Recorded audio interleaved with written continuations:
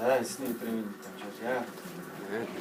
Тэгээ бид нар ариун сүнсний талаар бас жоохон давлаж бүгдээр хамт үзэх шаардлага байгаа. Тэгээд тийм ч учраас ер нь жоохон ихээр явахгүй бага хамтдаа ингэж хуваалцъя гэж бодож байна. Бид нар ингээ Есүс Христ итгэх юм бол нүглийн уучлалыг хүтэж байгаа шүү дээ. Тэгээд бидний гин буруу нүглүүд Бурхны өмнө тооцогдохгүй мэтээр өөрөөр цав цагаан болтол тий уучлагдж байгаа. Энэ бол Есүс Христ итгэсний үр дүн бас ивэл юм аа. Түүнээс гадна Есүс Христ итгэх юм бол бид нэр ариун сүнсийг хүлээн авч байгаа. Тэгэхээр итгэгчдийн энэ ариун сүнс бол итгэгчдийн дотор байгаа гэдгийг заавал ах トゥ нар бол ойлгож тэгээд энэ ариун сүнсийг бас хүндэлж анхаарч бас дагаж амьдрах хэрэгтэй гэдэг талаар өмнө ярьсан байгаа. Тэгээ өнөөдөр би нэг Библийн ишлэл уншаад хамтдаа харилцах хүсэж байна. Хэдүүлээ Иоганн номын 14-р бүлгийн 25-р ишлэл, 26-р ишлэл. Иоганны сайн мэдээ 14-ийн 26.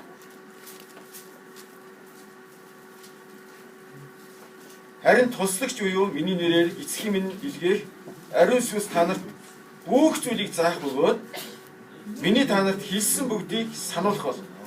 Амен. Тэгэхээр энийг ингээд баттаа сайн унших юм бол туслагч буюу миний нэрээр эцгийн минь илгээх ариун сүнс та нарт бүх зүйлийг заах бөгөөд миний та нарт хэлсэн бүгдийг яг сануулна гэдэг. Тэгэхээр нэг удаа заагаа тэгээ бид нар өөрийнхөө санаагаар ингэ дураар амьдарч хагаад дахиад нэг хай нэг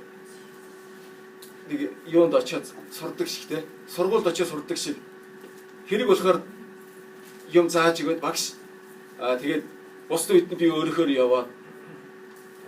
Иймэрхүү биш байхгүй. Бүх зүйл дээр бүх юм яг зааж өгнө гэж хэлж байгаа. Тэгээд ах トゥ нартай хамт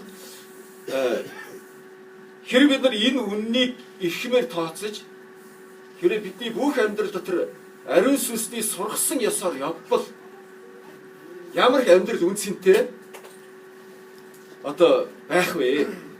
Би тэгэхээр энийг ах トゥ нарыг юуны өмнө энэ Библийн ишлэлийг уншаад ойлгоод энийг эзэмшээсэй хүсэж байгаа.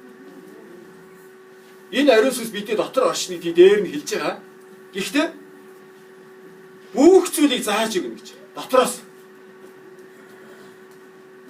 Тэг миний хэлсэн үгсийг та нарт ингэ сануулна. Тэгэхээр энэ ариун сүнс гэдэг өөрөө зүгээр бид нар дотроо хүлээ авчаад залчаад тэг өөрийнхөө дураар амьдрдаг юм биш байхгүй. Бидний дотроос яг зааж сургаж өгнө гэж. Тэр яг нарыг энэ үннийг эзэмших юм бол та бол үнэхээр одоо нууцтай бас үнэхээр гайхалтай тийм ухаантай ивэл ерөөлөөр дүүрэн хүн болно гэж итгэж байна. Амен. Энэ бол мэдээж гівгэнд болохгүй шүү дээ.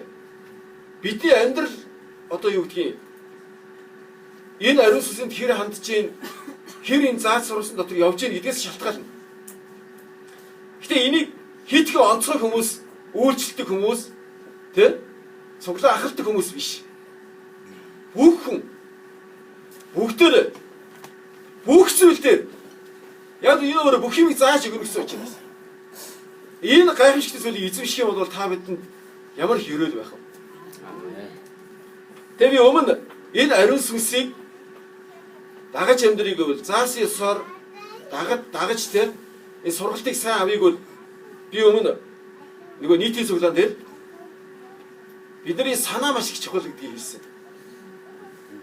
Хэрэв бид нар санаагаа зөв санаж үннийг бодож санаж амьдрал магадгүй бид нар аажмаар ариун сүнсний дуу хоолойг дагаж чаддаг. Тийм хүмүүс болно. Идэвхтэй зүйл нь болно. Гэхдээ яагаад бид нар энэ дуу хоолойг дагаж чадахгүй сургасан ёсоор явж чадахгүй байгаа вэ? Шалтгаан нь бас юу вэ гэдгийг өнөөдөр жоох ярилцмаар байна. Дуу хоолойг дагаж чадахгүй байгаа шалтгаан нь юу вэ? Энэ бол ер нь Библийг эзний дагдаг ах トゥ нар өмнө үеийн явжсэн тэр ах トゥ нар биднэрт нэг заасан зүйл юу гэхээр зэрэг ерөөсөө ариун сүнсийг дагдаггүйгийн шалтгааны одоо гол зөв шалтгаан юу нэ зэрэг түнд анхаарал сайн төвлөрүүлдэггүй байгаа гэж. Яг та өөрийнхөө зүгээр амьдрдаг. Нэг орчинд толгорох юм бол тэр орчинд өөрийнхөө хариулаад бодож байгаа санаж байгаагаар л амьдрна. Гэхдээ энэ дотор байгаа ариун сүнсийг дагъя гэсэн сэтгэл. Бас нэг дуу хоолойгийн дагъя түүний сургасан ёсоор аливаа хэрэгтэй тийм ээ. Сургасан ёсоор нь амьдрий гэдэг чин хүсэл зориг. Тийм санаа бодлоо төвлөрүүлсэн зүйл байх юм бол ариун сүнс бол тэтгэлгүй суулгах бэлэн байгаа. Асуудал нь бид нар түүнд ингээ анзаарахгүй хандж байгаа байхгүй юу? Мэдээж би өмнө та нар ч гэсэн ярьсан. Би өөрөө хөдөөчгийн сургуульд байхдаа зөвгийн талаар маш их судалдаг байсан. Тэрүүгээр ч бас дипломын ажил хийж ирсэн. Тэгээд тэр зөвгийн дуу хоолой бүжгээр Нобелийн шагнал хүртсэн хүн байдаг байхгүй юу? Зөвгийг судлаад дуу хоолой тэр одоо юу гэдгийг бүжгэлж байгаа бүжиг тэр бүх зүйлээр идчихтэйчээд одоо нэг хайгуулчин зөвий байгаа шүү дээ. Юмд явна. Одоо хайгуул хийгээд нэг идчихтэйчээд болохоо. Тэгээд ирээд одоо нөгөө үлдсэн зөвгийнүүдтэй хаана идчихтэйчээд байгаа вэ гэдгийг дуугаараа бүжгээрээ мэдүүлнэ. Бусдаа. Тэгэх бол нөгөө хайгуулчин зөвий ирээд тийм дуу хоолой тийм одоо юу гэдгийг бүжиг хийгээд тэнд ирэл байна гэдгийг бус нь ойлгох юм бол шууд нисэн явах юм бол дагаад явна. Тэгээд тэндээс одоо нөгөө цэцэгтэй их цэцэгтэй газар аваачаад тэндээс идэж тижээлээ. Одоо шүүсээ авчираад тэгээд одоо юу гэдгийг энд нөгөө зөвгийн балаа гэлтэн. Андны ертөнцид ч гэсэн иймэрхүү юм зөндөө байна. Тэгээ хүмүүс хэлсэн байдаг л дээ. Шавж судлаач бол та нар ойд очих юм бол шавж янз янзын шавж байгаа шүү дээ. Дуу хоолой. Яг одоо царцаа дуграатай нүү эсвэл зөвгөд хөнгөнөөд нүү заримдаа мэднэ. Гэтэ олонхтой бол сайн мэдэхгүй. Заримдаа хөхтрөө байдаг шүү дээ. А энэ хөхтрөө дуурч гэх юм бол бид нар юу гэдэг ямар нэгэн хамгаалт хийдэг ч юм уу эсвэл шумуулын дуу хоолой ч юм уу бүх зүйл дуу хоолойг мэддэг хүн юу вэ зэрэг тэрийг голдож судалсан хүн байхгүй юу? Судлах юм бол энэ мэдээж бид нар яг багаасаа энэ ой дотор ингээд яваад дассан хүмүүс бол энэ зөвгий байна, шумуул байна, хөхтрөө байна мэднэ. Гэхдээ хүүхдүүд бол олонхтой мэдэхгүй. Тэгэхээр зэрэг судлаач хүмүүс өөрөө хэлвэл энийг байнга анхаарч судалсан байхгүй юу? Тэр Нобелийн шагнал хүртсэн тэр зөвгийгээр дуу хоолой бүжгээр тэр хүн ч гэсэн байнга анхаарал төвлөрүүлж судлаж янз янзын юмар ингэж одоо юу гэдгийг үзэл сонирхсон учраас дуу хоолойг юм яах вэ? Антхаа байсан. Яг үүнтэй адилхан бид нар ариун сүнсийн дуу хоолой гэх юм бол гэргүүд ингээд одоо юу гэдгийг тэнгэрээс нэг дуу гаргах ч юм уу. Эсвэл хажуугаас нэг хүн юм ярих ч юм уу. Андуурч болох байхгүй юу? Тийм учраас ариун сүнс бидний дотроос саадаг гэдгийг бол Библиэр хэлж байгаа юм. Нэгдүгээр яг юм 2:27-оор ч гэсэн 27-оор ч гэсэн та нарын дотор байгаа тослох нь бүх зүйлээр та нарыг яах вэ? Зааж сургана гэж байна.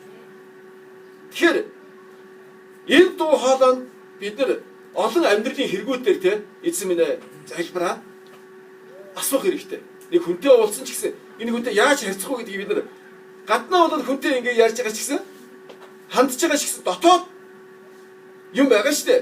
Хүний тэр энэ зүйл бол ямагт хандж явах хэрэгтэй байхгүй юу? Эзэн энэ хүнтэй яаж хандвал зүгээр үү? Яаж яриул зүгээр үү? Яаж энэ хүн сайн мэдээ төгөөх үү? Дотоод хүн байгаа шүү дээ. Энэ ямагт эрэл хайгуул хийж байгаа юм шиг ийм одоо юу гэдгийг байх хэрэгтэй байхгүй юу? Мэдээ заримдаа бид нар өөрөө ч мэдэхгүй ингээд хүмүүст ерөөс санаагүй юм ярьдаг шүү дээ сайн мэдээ төгөөхээр. Тэгээс зэрэг байнга бид нар энэ дуу хоолойд анхаарч хандаж залбирч ингэх юм бол аяндаа сорно гэдэг байхгүй юу? Та нар хуучин гэрээ дээр Самуэль бай. Самуэль анхны удаадаа энэ нэг анхаарал хандуулдаггүй хүний шинж байхгүй юу? Самуэль анхны удаад яасан бэ гэсэрэг гээд бурхан тийм ээ Самуэлийг дуудсан байхгүй юу? Гэхдээ хуучин намайг ингэж дууддаг хэн бэ гэхээр зэрэг хэн бэ? Илия дуудаж ийн гэж бодоод очсон байхгүй Илиад. Гэхдээ сайн сонсох юм бол Илиягийн дуугаас өөр дуу байна гэдгийг магадгүй мэдэх байсан баг. Гэхдээ тэр нэг жоохон анхны удаад учраас тийм нарийн дуу хоолойг мэдэхгүй Илия дуудаж ийн гэж очсон баг. Тэг би чамайг дуудаагүй. 3 удаа ирсэн баг. Тэгээ Илия энийг бурхан дуудаж ийн бурханы дуу хоолойг энэ хүнд бурханы дуу хоолой байна гэдгийг мэдэнгүүтээ яасан. Очоод дахиад дуудах юм бол эзэн минь ээ би энд байна. Эзэнтэй харилцаарай. Эзэнтэй яриад ингэж хэлсэн баг. Тэр үеэс Самуэль эзэнтэй ярьж ихсэн баг. Дуу хоолойг. Тэр үед магадгүй гаднаас байх л да. Хуучин гэрийг харах юм бол ерөнхийдөө гаднаас ингэ дуу хоолой ярьдаг штэ. Заримдаа ингэ эзэн айлдж гин. Мосед эзэн ингэж айлдсан, тэгж айлдсан. Эзний алдар буугаад Мосед эзэн ингэж хэлсэн гэж. Гэхдээ өнөөдөр биднэрт ярьж байгаа дуу хоолой бол дотроос тийм. Тэр энийг бид нар одоо би маш их сайн сурцсан да биш. Ер нь бол энэ ямар ирхэн бэ гэдгийг л ах トゥ нарт хэлж өгмөр. Бид нар хэрвээ энэ дуу хоолойг сонсч чадчихгаа сонсохгүй өөрийн дураараа амьдарч байгаа эцсийн үр дүн нь бол үнэхээр хүмүүсийн хэлж байгаагаар бол нэг тэнгэр гасар шиг ялгаатай байна. Тэгэхээр анхаар сайн төвлөрүүлэхгүй бол энэ дууг сайн сонсч чадахгүй гэдэг байхгүй. Бүдүүн баргаар. Эсвэл зүгээр бодож байгаараа явдаг, санаж байгаараа. Тэгээ заримдаа бид нар бүтэнсэ өдөр 5 дахь өдөр ингээд үйлчж байгаа ахлагч нар үйлчлэгч хамт цуглана л да заримдаа. Тэгээ цуглаад заримдаа ингээд ах нарын дотроос үнэхээр эсний дуу хоолой байна гэдгийг мэдэрнэ. Саяхан нэг өдөр ингэсэн байхгүй. Дорнотод нэг чухал хэрэгцээ гарсан. Газар авъя. Тэгээд Монгол ах トゥ нар жоохон туслая. Улаанбаатарын ах トゥ нар. Тэгсэн чи тэр дорнодын ахлагч бидний донд ирээ суужсэн байхгүй. Хамт ингээ тэр газрын талаар харьцаж ирсэн. Тэгсэн чи ах нар нэг нь ингэсэн ба. Ер нь бид нар одоо шууд туслах хэрэгтэй. Ер нь хэрэгцээ мэдэрч байгаа. Тэнгүүтээ караван байгаа мөнгө өргөцгөө гэсэн байхгүй шууд.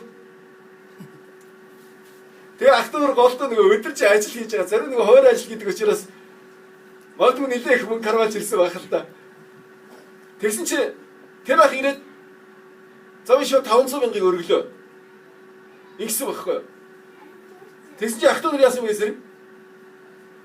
Бага мөнгөнөө бүгдээ гаргаад тавьсан. Энэ бол тийм хөөрөл биш байхгүй. Бид нар яасан ч гэсэн дорнодын цуглааны ах トゥ нарыг газар худалдаж авал их сайн байна. Энийг маш гоё ярьж ирсэн ингээ хоорондоо дорлогт ахлагч суудсан. Тэгэд ингээл нэг тийм үцэл бодлоо уралдуулаа тийм ах トゥ ярьсан биш. Зүгээр ингээд гоё яриа сууж чинь нэгэн тийм шууд дуу хоолойгоор ингээд өргөсөн юм. Тэгээ ах トゥ нар карандаа бөхөнгөнөд өргөсөн. Магадгүй тийм сая 500 гарсан байгаа. Тэрийг шууд энэ бол тэгээ тэр ах шууд өгсөн байна. За энэ бол бидний анхны өргөлөө. Тэгэд бүлгэмүүд та нарт газар авахт чинь туслая. Тэгээ иймэрхүү жишээ дуу хоолой иймэрхүү байж болох байхгүй юу? Тэгээ тэрийг зүгээр энэ нэст ямар ядаргаатай юм бэ? Ямар хэцүү юм бэ? Ингэх биш ах トゥ нар. Тэнд ерөөс нэг ч тийм хүн байгаагүй. Бүгдөө баяртайгаа сайн дураараа. Магадгүй нэг өдрийн юу ч юм зарим бас нэг төрөөсөө өгөх гээд караваны явж исэн мөнгө ч гэж хэлжсэн. Гэхдээ тэрийгээ ч гэсэн зүгээр шууд өргөсөн байхгүй юу? Баяртайгаа. Яг л энэ бол үнэхээр эзний удирдлага. Энэ бол энэ ахаар дамжин хэлж байгаа дуу хоолой юм аа гэж. Тэгэхээр бид нар хамт цуглах үед Жишээлбэл тиймэрхүү дуу хоолой байж болох байхгүй. Энэ бол муу саяхны хэрэг. Тэгээ бидний амьдралын жижигхэн хэрэгүүд дээр тийм ээ. Иймэрхүү дуу хоолой байх ёстой. Хэрвээ ариун сүнстэй дотроос чинь бүх зүйлийг сургана. Бүх зүйлээ сургана. Та хаашаа явах хэрэгтэй? Энэ ажлыг хийх нь энэ хэргийг үйлдэх нь зөв юм уу, буруу юм уу? Энэ хүнтэй ингэж харьцах нь зөв юм уу, буруу юм уу? Тэ? Ярих хэрэгтэй юм, ярих хэрэггүй юм уу? Энийг бид нар зүгээр ярмаар үедээ ярьчаал, тэ?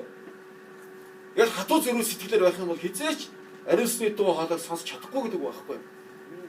Тэгэхээр ах トゥ нарыг энэ ариун сүнсний дуу хоолойг сонсъё гэсэн чихтэй байх юм бол эзэн зааж сургана гэсэн амлалт угаасаа байгаа.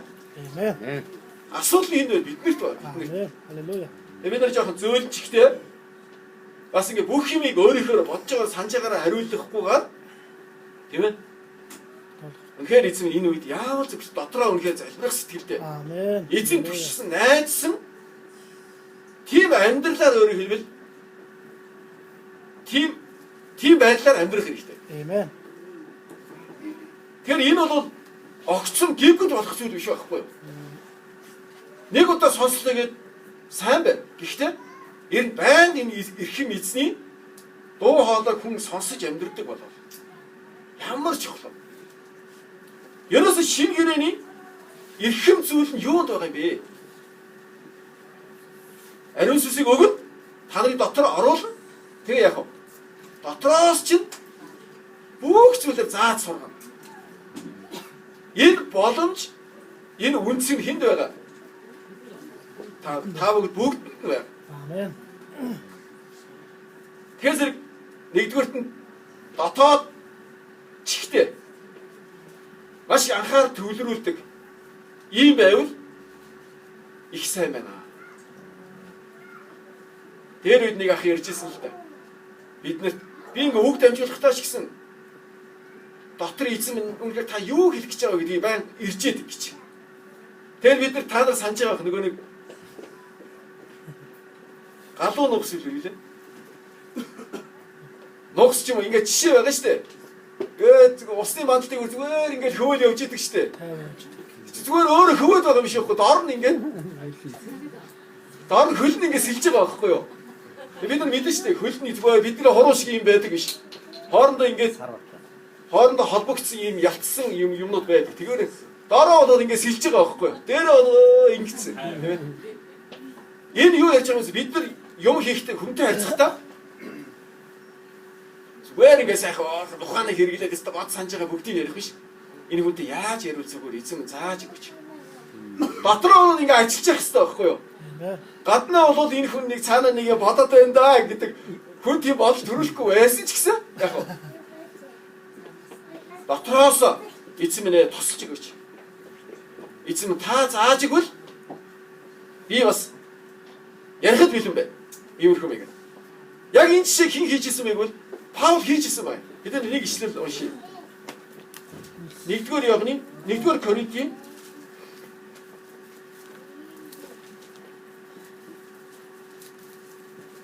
2-р Коринтын 2-ын 10. За байж. 12-ээс эхлээд уншийе. 1-р Коринтын 2-ын 12. Бурхны бидэнд үнгүй өгсөн юмсыг мэдхийн тулд бид ертөнцийн сүнсийг биш. Харин Бурханаас ирсэн сүнсийг хүлээн авсан. Энд биднэрт Бурханаас өгсөн юмыг мэдхийн тулд Бурхны тэр инэрл, хайр, ивэл энэ Бурханаас өгөгдөж байгаа тэр зүйлийг мэдхийн тулд тийм ээ.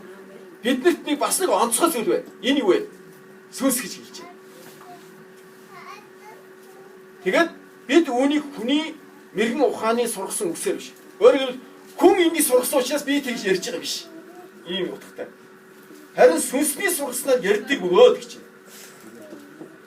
Өөрөөр Паул юмыг ярихдаа сүнс сургасан ёсоор би ярина гэсэн үг байхгүй юу? Зарчим нь. Тэгэхээр ах トゥ нарыг Илч Паул чинь энэ олон цагтлуудыг бичиж байгаа шүү дээ. Магадгүй эзэн ч гэсэн өөрөө сонирхолтой юмнууд бас татаж болохоор л байгаа юм л да. Яг зэрэг эзэн ингээд шавнартай хамт ингээд сууж байгаа. За би одоо хэдэн хоногийн дараа хүмүүст одоо юу яах юм бэ? Хүмүүсийн учраа алуулах юм байна.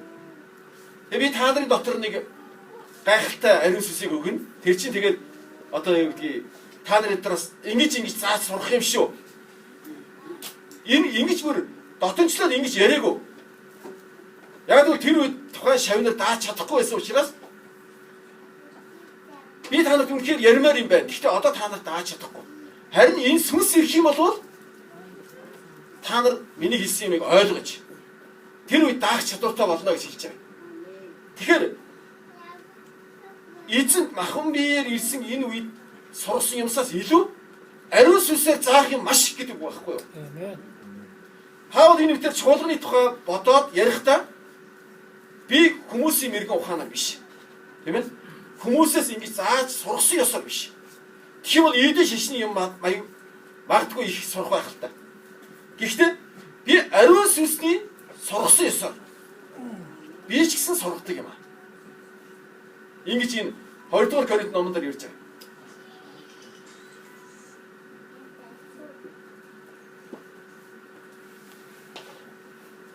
Бурхан өөрийг нь хайрладаг хүмүүст гайхалтай зүйлийг бэлтэж өгсөн. Энийг ч гэсэн бид нар толгоогоор бодох юм бол төсөөлөх аргагүй шүү дээ. Гэхдээ Паул сүнс надад илчилсэн юм аа. Гэт энэ сүнс Бурханы бүх зүйлийг нэгт ойлгодог гэж. Тэгээ сүнсний сургасан ёсоор би хүмүүс сургадаг юм аа. Тэгэхээр бид нар Паул ч ингэж амьдэрсэн бол биднэрт ч гэсэн боломж байгаа гэсэн үг байхгүй юу? Ариун сүнс дотроос сургасан ёсоор би ч гэсэн яг уу сургадаг. Ариун сүнс надад зааж мэдүүлсэн ёсоор би мэддэг. Хүнтэй тэгж харьцдаг. Тийм байвал өөрөөр хэлбэл одоо хамгийн агуу ерөөл танд байна гэсэн үг л дээ. Дараа нь би энэ ариун сүнсний дуу хоолойг сурахад бас нэлээ сонсдоггүй, сурдаггүй зүйл нь юу байна вэ гэхээр зэрэг хитрхийх мэрэгэн ухаанд өөрсдийн нөгөө сурсан мэдсэн ухаан байгаа шүү дээ.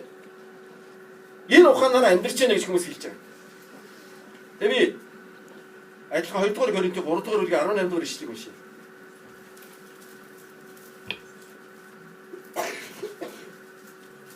Хинч өөрийгөө бүү мэхлэг. Хэрэг та нарын донд хин нэг нь энэ үед өөрийгөө мэрэгэн хэмээн боддог бол тэр мэрэгэн болохын тулд мунхаг бол. Учир нь энэ ертөнцийн мэрэгэн ухаан бол Бурханы өмнө мунхаглал ажээ. Энэ нь мэрэгэн хүмүүсийг тэр башир байдлаар нь барьдаг гэж бичигдсэн. Мөн мэрэгэн хүмүүсийн эргэцүүлэн дими хоосон зүйл гэдгийг эзэн мэддэг гэж байна. Тэгэхээр одоо хитрхи өөрийн ухаан байгаа шүү дээ. Мэрэгэн ухаан гэж бодож байгаа. Ухаалаг явдал гэж өөрийгөө ухаантай гэж бодож байгаа. Бурханы өмнө тэгж одоо юу гэдгийг яг мэрэгэн ухаанаар амьдрах юм бол Библиэлд битгий тэгж мэхлэгдээ. Харин чи мунхаг болох юм бол Бурханы ухааныг сурч болно гэж. Та нар энэ 2 дугаар Коринт номтой хамт ингээ унших юм бол ертөнцийн мэрэгэн ухаан энэ үеийн түшимтийн мэрэгэн ухаан байхад Бурханы мэрэгэн ухаан байна. Гэтэ энэ хоёр хэрвээ Библиэр байгаа юм л да. Хэрвээ хүмүүс үнэхээр тийм 10 мөнгө гэж биш.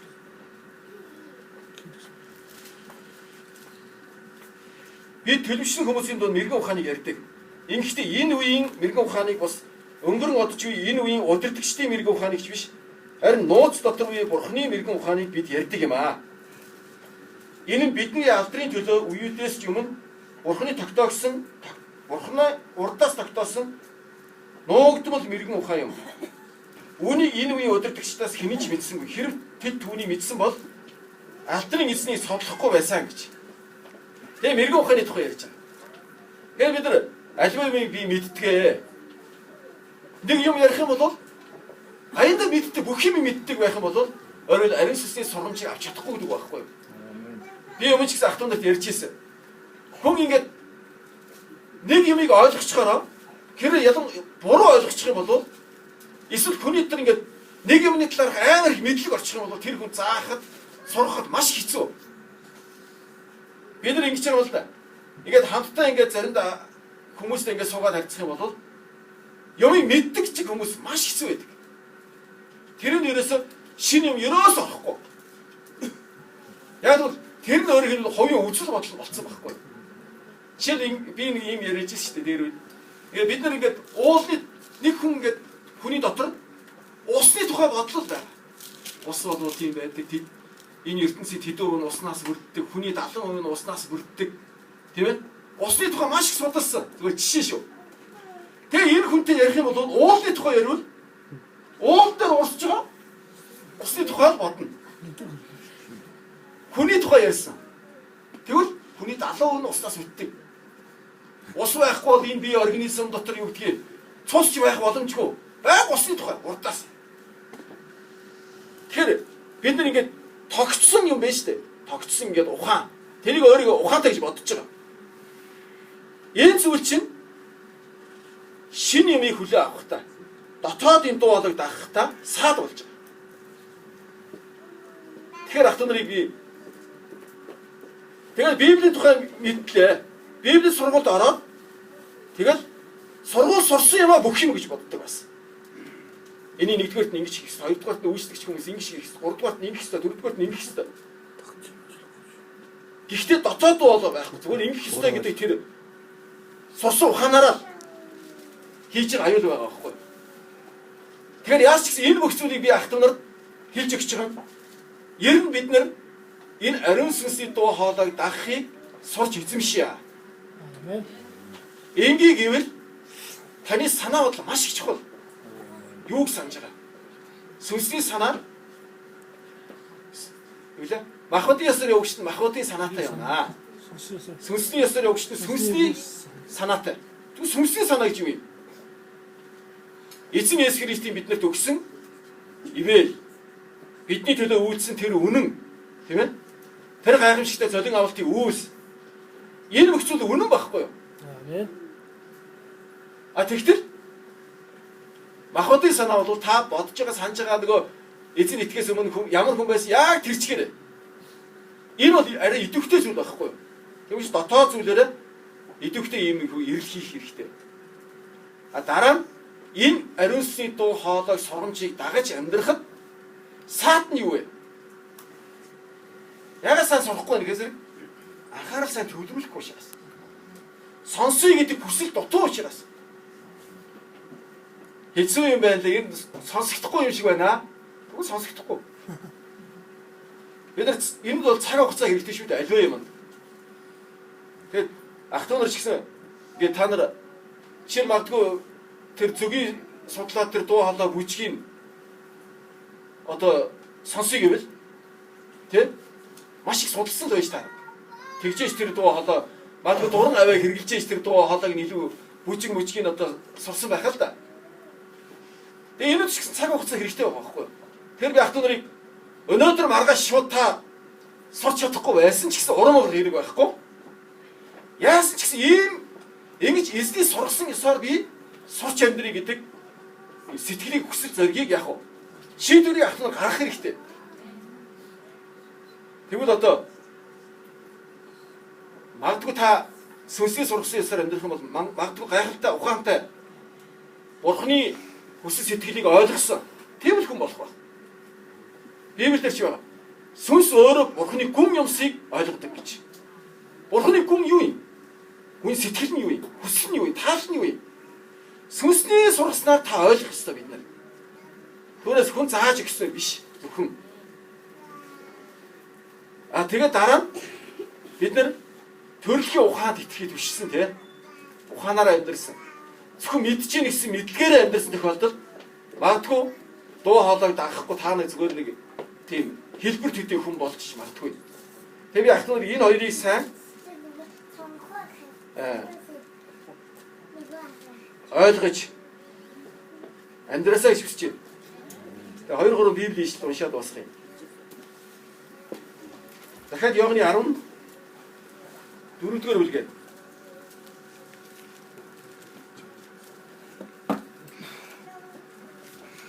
14-26 дахиад уншийе. Харин туслагч буюу Харин туслагч буюу миний нэрээр эцгийн минь хэлгээр ариун сүнс та нарт бүх зүйлийг заах бөгөөд миний та нарт хэлсэн бүгдийг сануулна. Тэгэхээр одоо үг байгаа шүү дээ. Бид нар яагаад та нарыг үг уншаад Библиэсээ уншаарай гэж байгаа вэ зэрэг ариун сүнс дотроос заах төдийгүй дотроос миний хэлсийг сануулна гэж байна. Магадгүй тухайн үед бол шавнар эзэн Есүс Христ үхэж дахин амьсгийн дараа ариун сүнсийг хүлээн аваад олон зүйлийг сансан байдаг. Эзэн ингэж хэлснийг би саналаа. Тэгээд тэр дагуу магадгүй бид нар амьдрсан байхаа. Тэгэхээр бид нар ийм байдаг штэ. Одоо чинь бид нар зарим нэг хүмүүс сайн мэддэг байдаг штэ. Юу ярина гэж ингэж штэ. Хэцүүж яхаа ингээ хаширч байгаа яриад эхэлдэг. Тэгтэл яадаг вэ эсрэг дотроос ингээд мартцсан юмнууд шууд урсдаг. Өөрөө ч гайхдаг заримдаа. Энэ бол сануулах үйлс байхгүй юу? Тэм та тийм учраас та нар хүн ер нь мартдаг. Гэтэ асуудал байхгүй. Ариун сүнс бид нар сануулна. Чи сайн мэдээ төгөөд энэ хүмүүстэй ярилцах үед дотроос ингээ үг урсдаг. Эзний хэлсэн зарилгууд шууд урсдаг. Энэ өөрөө юу вэ? Ариун сүнсний сануулах үйлс байхгүй. За сануулна. Дараа нэг ишлэл уншъя. 15-26 нөгөө хуудасны хамгийн доод. Би эцгээс та нар руу туслагчийг илгээн. Тэр бол эцгээс гарах үнний сүнс юм. Тэр ирэхдээ миний тухай гэрчлээ. Тэ ариун сүнс биднэрт юу гэрчдэг вэ? Эзэн Есүс Христийн мөн чанарыг, түүний бодгаалыг, түүний хайрыг, тэр Есүс хинбэ гэдгийг биднэрт ариун сүнс гэрчилж өгнө. Баталж өгнө бидний дотроос. Та өөрөөр ариун сүнсийн дуулыг дагаад амьдрах юм бол Христ хинбэ гэдгийг тодорхой мэдэх төрнө. Чи энэ гадна талаас зааснаар биш. Дотоод яг уу. Ариун сүнс илчснээр. Дараа нь 16 дугаар бүлэг дээр. Хаш нэрвүүлээд Иоганны 16-гийн 13. Харин үнний сүнс болох тэр ирэхдээ та нарыг бүх үнэн лүү удирдна. Учир нь тэр өөрийн санаагаар биш. Харин аливаас сонссон юм ярина. Ирэх зүйлийг тэр та нарт мэдүүлнэ. Хэн? Ариун сүнс. Тэгэхээр ариун сүнсэнд ийм үүс байна. Магадгүй үнэн лөө удирдна гэдэг маань үнэн гэж юу юм? Есүс хэлсэн баг энэ Иоганны 14 дугаар бүлэг. Би бол үнэн юм аа. Иоганны номын 1 дугаар бүлэг дээр Есүс Христийг харахад ивэл үннээр бэлхэн байлаа гэж. Тэгэхээр бид ариун сүнсийг дагвал Христ дотор руу Христ рүү аваач гэсэн. Удирдагдана гэдэг үг байхгүй юу? Тэгээ үннийг бас ухаарч ойлгоход хүрнэ. Тэгээ бас ирэх зүйлийг та нарт мэдүүлнэ гэж байгаа. Ирээдүйд ирэх зүйлсийг. Магадгүй энэ зарим библи судлаачид ирэх зүйлийг тэгээ магадгүй илчлэлт ном гэж хэлдэг л дээ. Илчлэлт ном бол ирээдүйн талаар зөвгөнлийн ном шүү дээ. Тэгэхээр ирээдүйн зүйлсийг магадгүй Иохан өөрөө ч гэсэн ингэж хэлээд илчлэлт номыг Иохан өөрөө бичсэн. Тэгээд ариун сүнсний илчилсэн ёсоор тэд нар зааж сургасан байгаа. Ариун сүнс ирсэн учраас ирэх юмсийн талаар илчлэлтийг аваад ном болгож бичсэн байна. Бид нар түүнийг ойлгохыг бол ариун сүнсийн илчлэлтэй ариун сүнсээр бичигдсэн юм бол биднэрт ч гэсэн юу хэрэгтэй? Ариун сүнс хэрэгтэй. Та Библи уншихдаа зүгээр л ингээд ухаанаараа ойлгохыг бол магадгүй ойлгоход маш хэцүү ном. Гэхдээ зүгээр л те эзэн минь энэ үннийг энэ үгийг уншихад надад ойлголтыг өгөөч. Нэг зүйлийг ойлгоход ч гэсэн ивэл харин энэ мэтэр эзэнтэй ярьж эзэн залбирч унших юм бол магадгүй эрс өөрөө байхаа. Эзэн танд илчилж өгч байгаа юм. Эзэн танд зааж өгч байгаа юм. Тэгээд ер нь тэгтгэл дээ. 5 дахь өдөр ялангуяа ах нар заримдаа бие загнана. Гэхдээ нэг зүйлийг ойлгоод юм. Заримдаа ах нар биеиндээ юм сургана. Үнэхээр анхаарал төвлөрүүлээд ингэ ярилцах юм бол хин нэгнээр нь дамжаад эзэн өгүүлж юм. Бас заримдаа үнэхээр цоошин зүйлийг мэдрээд явдаг. Заримдаа ингээ ах нар ингээд цоглооны хэргийг тавьж байгаа шүү дээ дундаа. Цоглооны хэргийг тавиад харилцаж байгаа байхгүй юу? Тэр үед яа цааш бид нар ингэх хэрэгтэй байна гэдгийг мэдрээд явдаг. Яг тэгвэл ах нараараа мань дамжаа яг эзний дуу хоолой. Эзний үг өгүүлэгддэг. Энэ мэтэр мэдээж заримдаа чөлөөтэй тоглолдог л да, заримдаа тест тоглоно. Тэгээ заримдаа чөлөөтэй ингийн юм ярьж байгаа дараа нь бүгдээрээ залбираад ариусны дуулаг дахыг хичээгээд бас хинээр дамжи эзэн бас өгүүлэх хин ч мэдэхгүй. Хэрвээ цуглааны талаар бодол санаа ихтэй байх юм бол магадгүй их зүйлийг эзэн хэлэх байгаа. Түүнээс ямар ч бодлого ирээд эзний үг ярина. Ингэх юм бол бас нэлээд хэцүү. Яаж ч гэсэн чуулганы төлөө, бүлгмийнхээ төлөө бодол санаагаа ирээд ярих юм бол тэндээс эзний дуу хоолой гардаг. Энэ мэтээр бид нар төгөд цуглаан цаашид ингүүс сайн байна ахнараа. Ингээд хоорондоо харилцаа тэгээд тавдаг. Энэ мэтээр бид нар хүсэж байгаа зүйл юу вэ зэрэг ариун сүнсний сургасан ёсоор амьдрал хамгийн сайн. Амен. Халелуя. Гэхдээ энэ хідэн ах нарын асуудал биш. Бүх ах нарын боломжтой. Тэгээ ах нарыг энэ сайхан үннийг та нар эзэмшээрэй. Энэ бол ерөөсөө хин нэгэн зааж өгнөхөөс илүүгээр таны сэтгэлийн зориг хүсэл мэднэ. Эзэн минь би сурмаар байна. Эзэн бол бүх юм бэлэн таны дотор оршин байна. Тэгээ ийм сайхан зүйлийг ах нараас сураад цаг хугацаа өнгөрөх тусам тэгэхээр эзний дуу хоолойг сонсдог хүмүүс шинэ гэрээний эрхэм ахын дүүс те олноороо бас гарахыг хүсэж байна.